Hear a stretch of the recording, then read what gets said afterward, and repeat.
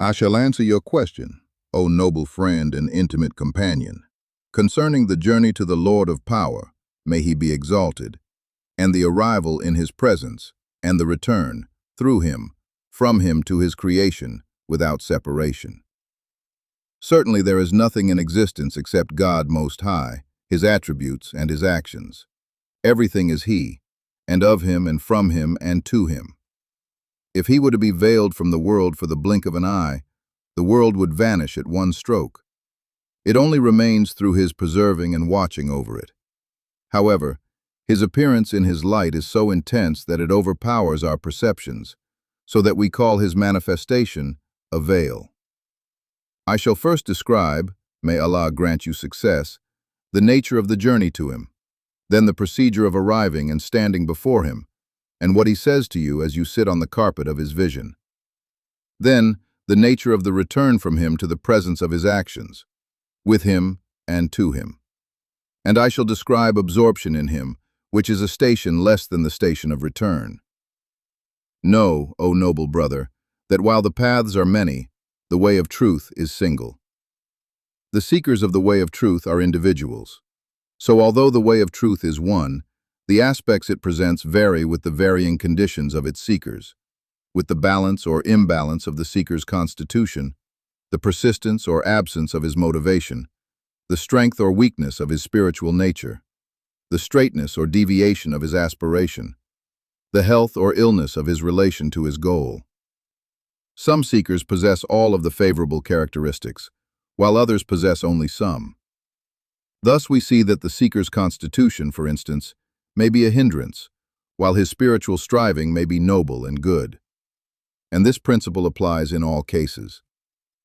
I must first make clear to you the knowledge of the matrices of realms, and what those realms imply in this place. The realms is a term for the substrata of the moments in which things come to exist, and experience actually occurs. It is necessary that you know what the truth wants from you in any realm, so that you hasten to it without hesitation and without resistance. The realms, although they are many, are all derived from 6. The first realm is the pre-existence in which we were asked the question, "Am I not your Lord?" Our physical existence has removed us from this realm. The second realm is the world we are now in. The third realm is the interval through which we travel after the lesser and greater deaths. The fourth realm is the resurrection on the awakening earth and the return to the original condition.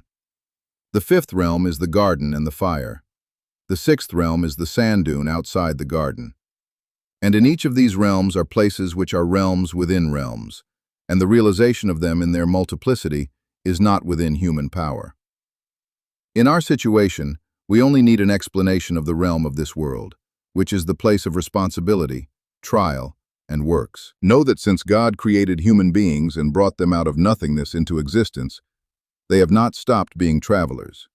They have no resting place from their journey except in the garden or the fire, and each garden and fire is in accordance with the measure of its people. Every rational person must know that the journey is based upon toil and the hardships of life, on afflictions and tests, and the acceptance of dangers and very great terrors. It is not possible for the traveler to find in this journey unimpaired comfort, security, or bliss, for waters are variously flavored and weather changes, and the character of the people at every place where one stops differs from their character at the next. The traveler needs to learn what is useful from each situation. He is the companion of each one for a night or an hour, and then departs.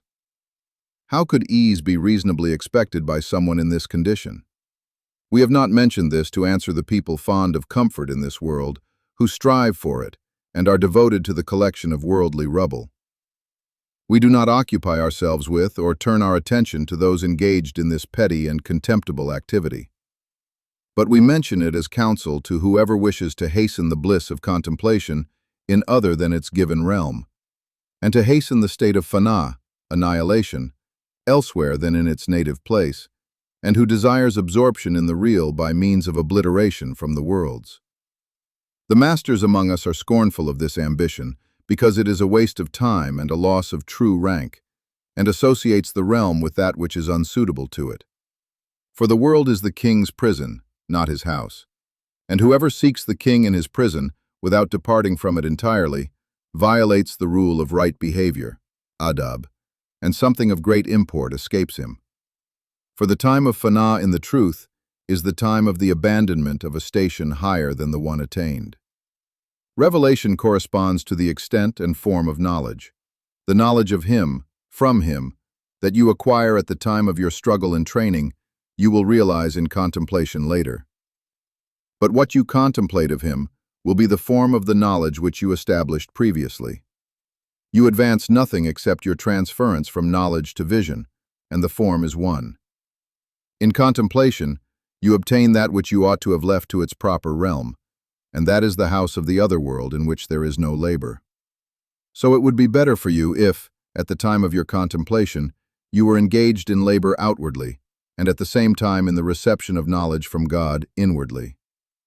You would then increase virtue and beauty in your spiritual nature, which seeks its Lord through knowledge received from Him through works and piety, and also in your personal nature, which seeks its paradise. For the human subtle nature is resurrected in the form of its knowledge, and the bodies are resurrected in the form of their works, either in beauty or in ugliness. So it is until the last breath, when you are separated from the world of obligation and the realm of ascending paths and progressive development. And only then will you harvest the fruit which you have planted.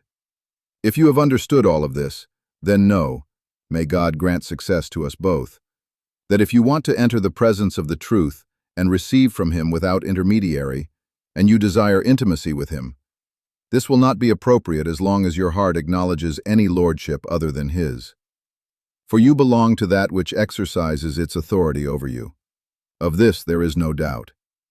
And seclusion from people will become inevitable for you, and preference for retreat over human associations, for the extent of your distance from creation is the extent of your closeness to God, outwardly and inwardly.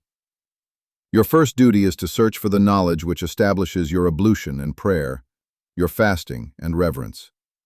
You are not obliged to seek out more than this. This is the first door of the journey.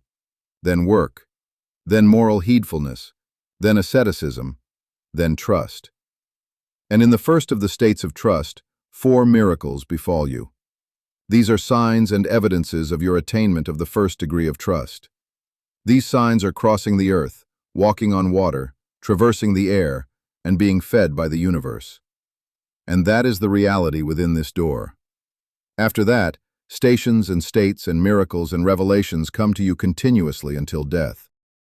And for God's sake, do not enter retreat until you know what your station is, and know your strength in respect to the power of imagination. For if your imagination rules you, then there is no road to retreat except by the hand of the Sheikh, who is discriminating and aware. If your imagination is under control, then enter retreat without fear. Discipline is incumbent upon you before the retreat. Spiritual discipline means training of character, abandonment of heedlessness, and endurance of indignities. For if a person begins before he has acquired discipline, he will never become a man, except in a rare case.